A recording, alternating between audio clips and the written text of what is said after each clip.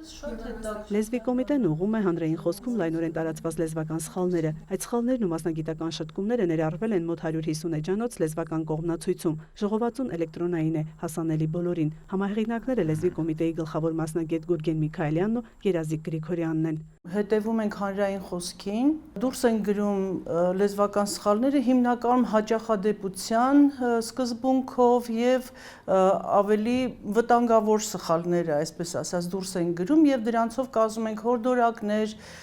ուղեցույցներ, ամփոփագրեր։ Լեզվական կողմնացույցը կօգնի խուսափել սխալների կրկնությունից, ճիշտ գրել, խոսել հայերեն։ Լեզվի կոմիտեն դիտարկել է զանգվածային լրատվության միջոցները, հեռուստահաղորդումները, ֆիլմերը։ Կողմնացույցում ներառվել են նաև հայոց լեզվի մասին քաղաքացիներից ստացված հարցերի պատասխանները։ Կողմնացույցը նպատակ ունի կողմնորոշելու, ավելի շատ խորհրդատվական բնույթ ունի։ Հանրային խոսքում հատկապես տարածված են խնդրառության քերականական շարահյուսական սխալները։ Կոմիտեն հորդորում է չչարաշահել, օրինակ, կողմից կապով գրավորական ձևերը։ Ընկերությունը հայտ է ստացել ոչ թե թեկնածուի կողմից, այլ թեկնածուից։ Հորդորում են խուսափել նաև թվականի հետ թվով բառից։ Անվավեր է ճանաչվել ոչ թե թվով 5 քվեաթերթիկ, այլ 5 քվեաթերթիկ։ Իսկ փողոցների, պողոտանների, հրապարակների բաղադրյալ անունների դեպքում հորդորում են կիրառել սեռական դրական հոլով։ Ոչ թե Մաշտոց պողոտա Գարեգին Նժդեհ հրապարակ, այլ Մաշտոցի պողոտա Գարեգին Նժդեհի հրապարակ։ Ճակերտներից մինչև շեշտ ու ճիշտ բառակազմություն։ Կողմնացույցը օգնում է չսխալվել։ Լեզվաբանների համար, ինչպես ասում են, ական չծագող սխալներից է ստելբայի ոչ ճիշտ գործածությունը։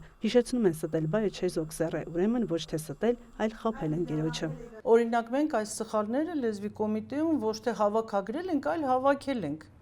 Հավաքագրելը բոլորովին այլ իմաստ ունի։ Վերջերս շատ հաճախ է չարաշահվում նաև յուրաքանչյուր բառը, որ չգիտես ինչի ամեն բառի փոխարեն անդադ ասում են յուրաքանչյուր, ոնց որ թե ամենը գրական չի։ Ասում են ծանոթանալ այսինչ գրողի հետ։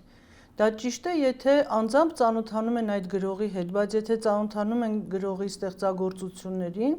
ուրեմն ծանոթանալ գրողին, ոչ թե գրողի հետ։ Գրիգորյանը հիշեցնում է նաև, որ օտար լեզվից վերցնելիս դարձվածները պետք է ոչ թե թարգմանել, այլ փոխադրել։ Ինչպես բոլոր լեզուներում, հայերենում ևս կան զուգաձևություններ, այդ մասին ևս կողմնացույցը նշում է։ Ճիշտ է, վերջին շրջանում ըստ նրա լեզուն շատ է մաքրվել, բայց խնդիրներ դեռևս կան։ Մենք չենք խրախուսում նաև մաքրամոլությունը, որովհետև երբեմն շատ ավելի ցանկալի է օտար բառը գործածել, քան ասենք արհեստական ստեղծված հայերեն բառը։ Այդ արհեստական հայերենացումը մենք չենք խրախուսում։ Բայց եթե ասենք հայերենը ունի հստակ իր